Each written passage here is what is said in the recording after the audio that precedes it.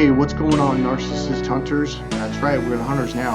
All right, I'm going to give you, hey, this is Mike Colleen at MikeColleen.com, MikeCollin.com. Okay, so I'm going to give you two techniques to where you can literally cause a narcissistic injury. Now, I learned both of them, on accident, and it was in that last phone conversation, okay? So here's what it is. Let me pull up my notes. Number one, talk about Jesus and God. For most narcissists, that burns them. They don't like that. Actually, read scripture. In fact, you know what I've done? I keep my Bible here. I keep it open. You might think that's a little cruel.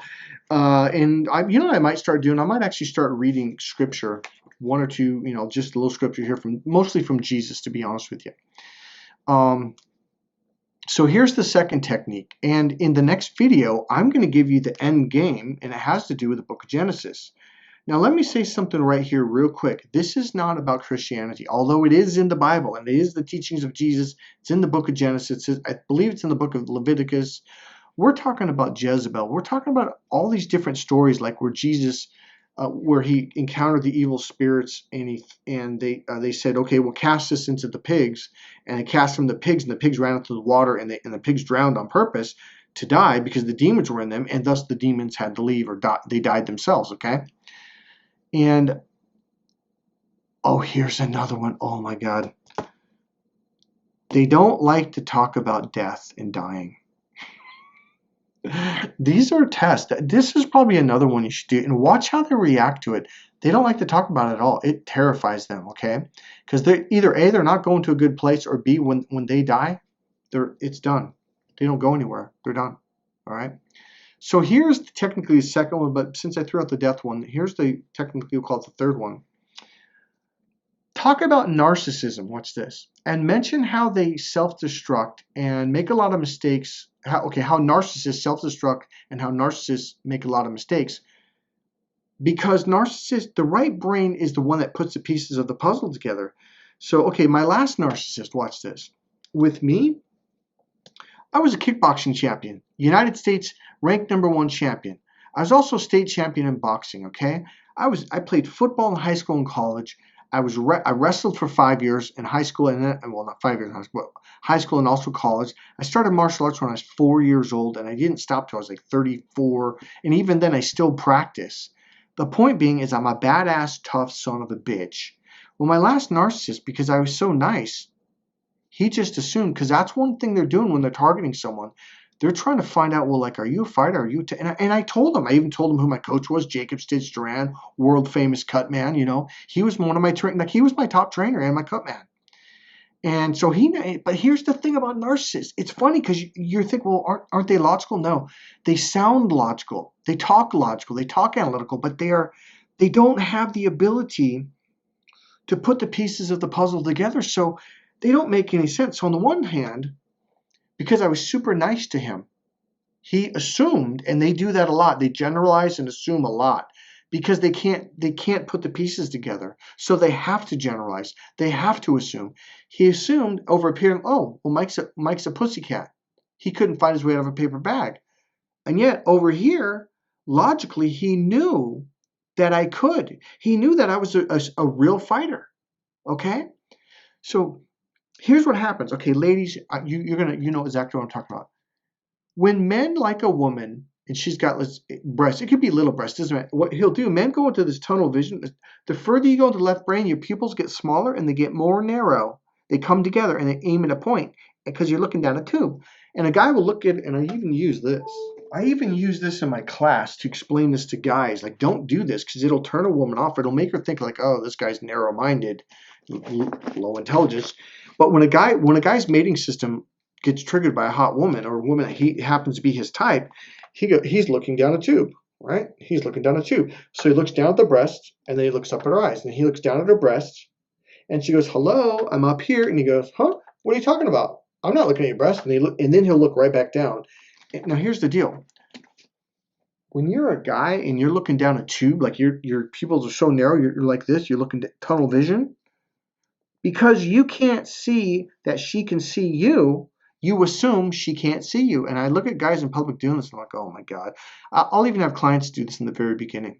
right? I'm like, dude, don't do that. Open your vision and have an open awareness of her, eye to eye, not laser beam eye to eye, not tubular, but open. That allows her to feel comfortable and relaxed, so you're not laser beaming her, poking her in the eyes, so to speak, with your laser beam focus, right? So this is something I've taught for over a quarter of a century. So it's this now. So here's the deal: they can't see that you can see them. This is a very typical experience when you're with a narcissist. Like, wait, he can't see that I can see him doing this game. So the more you wake up, they can't see it. And here's the other thing they do. And I'm going to get back to this thing in a second. Because they look down this tube, these things are separate. On the one hand, yeah, Mike was this real serious fighter since he was 4. I started competing in boxing when I was 8 years old in Wisconsin. So I've always been fighting, and I did Kaji Kempo and all that stuff before, during, and after. And so then I did a lot of different kind of martial arts. But on the one hand, Mike's a fighter, so he's looking over here. So here's the piece of the puzzle over here. But then it's like, he's nice all the time. Oh. And so because we only talked about this a few times, but here's what he was looking for, and he kept seeing nice. And not only that, but every day I'm nice to people, constantly. Even when he was rude to me, I was nice. And this is where he made his fuck up. He just went, oh, Mike's a pussy, and he can't fight his way out of the paper bag, which is not true. When I pulled that carpet on him, he was like, holy shit, I had no idea. It's because they can't put these pieces together and go, now here's the right brain. When you're a left and right brain person, so the left brain, or reptilian brain, which communicates through the left brain, thinks in terms of either or. It's what I call the either or mentality, something I've been teaching for over a quarter of a century. These people are limited. They can't put the pieces together, right? So when you're a right brain person, you generally tend to be left and right. So you think in terms of and both, right? You go, well, he was a great fighter. He's a pretty tough dude right now. And he's a really nice person as long as you don't punch him in the face, which is true. As long as you don't punch me in the face, I won't punch you in the face, which is common sense. They don't have common sense. Number one, the pieces of the puzzle. Now, here's the thing I've been teaching men and women in my communication courses. The further you go into the left brain, the less you can put the pieces together. So they might master the carburetor on a car, but they'll take that for 2 years, let's say, and they'll put that piece over there. They kind of toss it. And then they study, let's say, the muffler or something, and they master that for 2 years, and they put it over here. They just kind of toss it. The right brain does this. It takes one piece, studies it, masters it, and then it'll study another one, master it, and then they put the pieces together. And then a third one, master it, put it together. A fourth one, master it and put it together. And then they slowly can see the bigger picture. And this is the way women communicate. That's why they talk a lot. Is they're describing the piece of what they're going through, and then another one. Then they connect it. Then another one, and all of a sudden you can. Oh, I see the bigger picture. Narcissists cannot do it. That's why they don't have common sense. This is why a lot of times they don't make any sense. Like, well, wait a minute, why you want this, but you did that? Like, that's totally opposite. Why would you do that? That will be a common experience that you have with a narcissist. And you're like, that doesn't make any. Okay, here's another one. On the one hand, they might say they're politically this and they're voting for this person. Well, this actually happened with me. And it's like, oh, okay, cool, whatever, man. And then about a week later, we met with this person's friends, and we're just sitting there eating and stuff. And that's why we were there to meet their friends. I think there was 3 of their friends there. And all of a sudden, he's saying the complete opposite. Oh, I'm voting for this person over here. And I'm just like, wait, what? Like, you told me the complete opposite the other day. That doesn't make any sense. There's no connection, right? Well, why do narcissists do that? Because on the one hand, okay, if you know anything about narcissists, when they meet a target, they're going to do everything they can to mirror you. So they're going to find out what your beliefs are first, whether they have to research your Facebook page or your Instagram, your history, ask people, and then they're going to match up your values, your rules, your belief politically, music. Here's something a narcissist will do. They're going to find out what you like, your hobbies, things. Could be surfing, or could be, let's say, country music, line dancing. Let's say they never have done that in their life. What they'll do, though, is they'll go on YouTube and they'll watch it, and they'll kind of learn a couple steps, and they'll watch some videos for a week or two, or maybe that long, maybe not. but they'll have enough toward like, well, I'm not really good, but I know the 2-step and I know this step, but they'll suck at it. But the other person, like, oh wow, they really actually know the words, and they'll. Here's another thing, they love to spit out lingo and key words of whatever it is. Like, let's take me, like I studied psychology and NLP. Well, they'll study that and they'll learn some of the key words and they'll start throwing them out there. But if you pay attention, especially with NLP, because like it's complicated stuff, I realized that person didn't actually understand what they were saying. And I kept questioning, like, well, do you even know what that means? No, you're just throwing words out there to mirror me to try to get my unconscious mind to like you. All right, so the 3 things you can do with a narcissist is, number 1, talk about Jesus, read scripture. Okay. Believe it or not, but this whole narcissistic thing has really brought me back to the Bible a lot because it protects you. And what else? The second thing is talk about death. The third thing, all right, I got to pull this notes up again. Where are they? Where are those suckers? Talk about narcissism and talk about it in a negative way. Well, narcissists don't make sense. And okay, remember I was talking about how narcissists, they do this and there's no connection, like their brain can't connect it.